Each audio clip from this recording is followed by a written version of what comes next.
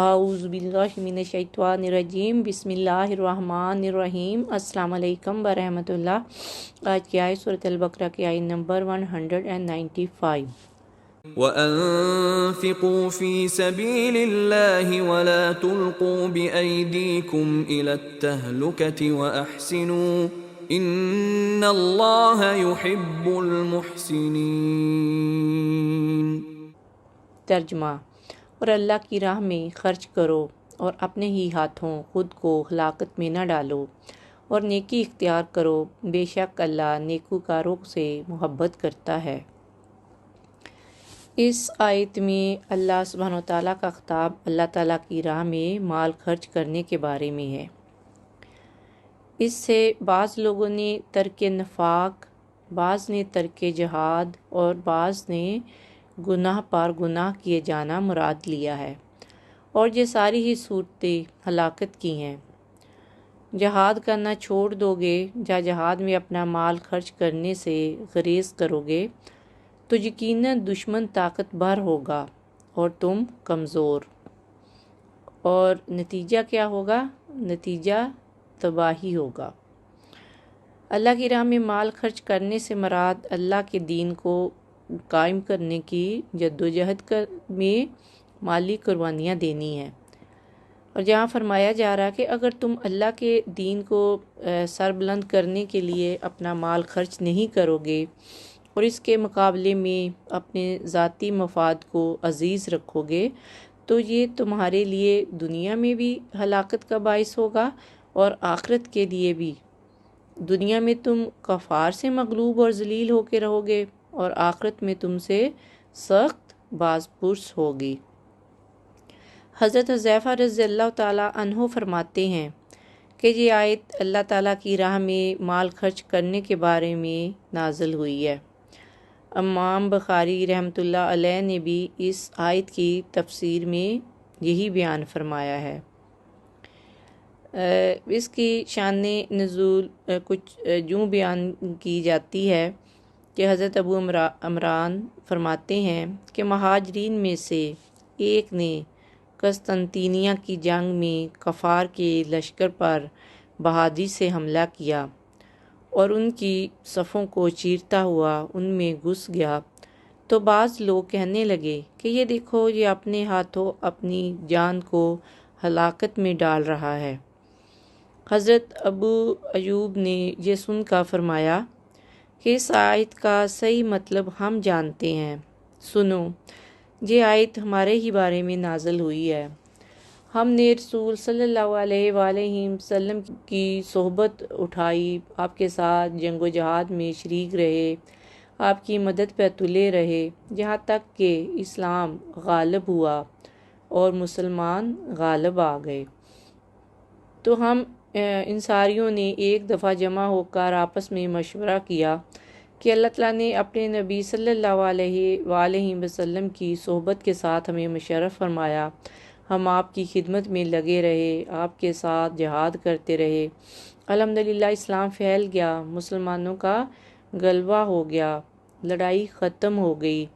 ان دنوں میں نہ ہم نے اپنی اولاد کی خبر گیری کی، نہ مال کی دیکھ بھال کی، نہ کھیتوں اور باغوں کا کچھ خیال رکھا۔ اب ہمیں چاہیے کہ اپنے خانگی معاملات کی طرف توجہ کریں۔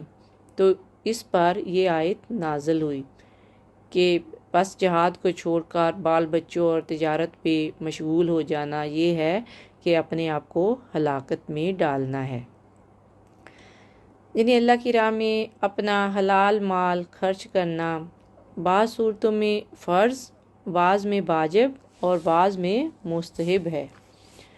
اللہ سبحانہ وتعالیٰ اس کے حبیب صلی اللہ علیہ وآلہ وسلم کی رضا اور اجر و ثواب کے لیے اپنے گھر والوں، رشتہ داروں، شرعی فقیروں، مسکینوں، یتیموں، مسافروں، غریبوں اور دیگر مسلمانوں پر ہر جائز اور نیک کام کرنے کے لیے حلال اور جائز مال خرچ کرنا راہ خدا میں مال خرچ کرنا کہلاتا ہے۔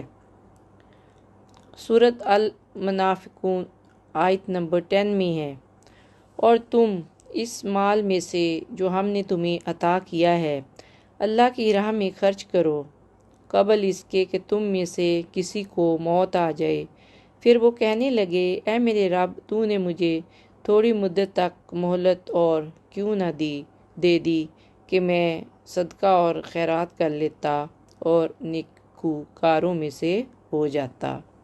سورۃ سبا آیت نمبر 39 میں ہے، اور تم اللہ کی راہ میں جو کچھ بھی خرچ کرو گے تو وہ اس کے بدلے میں اور دے گا، اور وہ سب سے بہتر رزق دینے والا ہے۔ جہاں بتایا جا رہا ہے کہ جس وقت اللہ کے دین کو روپے پیسے کی ضرورت ہو تو اس وقت جو لوگ اللہ کی راہ میں جان اور مال کی قربانی سے جی چراتے ہیں تو وہ اپنے آپ کو ہلاکت میں ڈالتے ہیں۔ حضرت ابو ہریرہ رضی اللہ تعالیٰ عنہ سے روایت ہے کہ رسول اللہ صلی اللہ علیہ وآلہ وسلم نے فرمایا، جنت کے دروازوں میں سے ایک فرشتہ بیٹھ کر کہتا رہتا ہے، جو آج قرض دے گا کل اسے اس کی جزا دی جائے گی، اور دوسرا فرشتہ دوسرے دروازے پر بیٹھا کہتا رہتا ہے، اے اللہ، خرچ کرنے والے کو اس کا نعم البدل عطا فرما، اور مال کو روک کر رکھنے والے یعنی وکیل کو مال کی بربادی عطا فرما۔ آیت کے آخر میں اللہ سبحانہ تعالیٰ فرماتا ہے، وَأَحْسِنُوا إِنَّ اللَّهَ يُحِبُّ الْمُحْسِنِينَ، اور احسان کی روش اختیار کرو، یقیناً اللہ احسان کرنے والوں کو دوست رکھتا ہے۔ یعنی دوسروں کے ساتھ نیکی کرو، اپنے دین کے اندر خوبصورتی پیدا کرو، دین میں بہتر سے بہتر مقام حاصل کرنے کی کوشش کرو۔ حضرت حکیم بن حزام رضی اللہ تعالیٰ عنہ بیان کرتے ہیں کہ انہوں نے عرض کیا، یا رسول اللہ، میں نے دور جاہلیت میں جو نیکیاں کی، جو صدقہ دیا، جو غلام آزاد کیے، صلہ رحمی کی، تو کیا مجھے ان کا ثواب ملے گا؟ تو حضور صلی اللہ علیہ وآلہ وسلم نے فرمایا کہ اپنی انہی نیکیوں کی وجہ سے ہی تو تمہیں دولت اسلام نصیب ہوئی ہے۔ مگر ہمارے یہاں معاملہ اپوزٹ ہے، یہاں پر انسان صرف پیسہ کمانے میں لگا ہوا ہے، اس کو صرف اپنے بزنس کی فکر ہے، پیسہ کمانے کی فکر ہے، اس کو دین کی کوئی فکر نہیں ہے، اللہ تعالیٰ کے راستے کی کوئی فکر نہیں ہے، اللہ تعالیٰ کی راہ میں مال خرچ کرنے کا کوئی جذبہ نہیں ہے، اور نہ ہی اسلام کی سربلندی کے لیے کوئی جدوجہد کرنے کا جذبہ ہے۔ یقیناً ہماری سوسائٹی میں اس طرح کے لوگوں کو بہت سکسیسفل سمجھا جاتا ہے، ان فیکٹ ریئلٹی بالکل اپوزٹ ہے۔ اللہ تعالیٰ نے اس کے اوپر سے پردہ اٹھا دیا ہے کہ احسان کی روش کیا ہے۔ احسان یہ ہے کہ انسان فرض سے آگے بڑھ کر جوش و خروش کے ساتھ اللہ کی راہ میں اپنے پیسے لگائے، اپنے مال و دولت اور جو کچھ بھی استطاعت میں ہے اس کو خرچ کرے، ہر چیز کے اوپر کمائی کو ترجیح نہ دے۔ یہ جستجو جو دنیا میں ہے اس سے کہیں بڑھ کر دین میں ہونی چاہیے۔ ارشاد خدا بندی ہے، فاستبقوا الخیرات، پس تم نیکیوں میں ایک دوسرے سے بازی لے جانے کی کوشش کرو۔ احسان کرنے والے ہی اللہ تعالیٰ کی محبت میں سرشار ہوتے ہیں۔ سورۃ البقرہ آیت نمبر 195 میں ہے، اور احسان کرو، اللہ احسان کرنے والوں کو دوست رکھتا ہے۔ یعنی اگر احسان کریں گے تو اس سے اپنا ہی فائدہ ہوگا، جس کا بدلہ دنیا اور آخرت میں بہترین جزا کی صورت میں ملے گا۔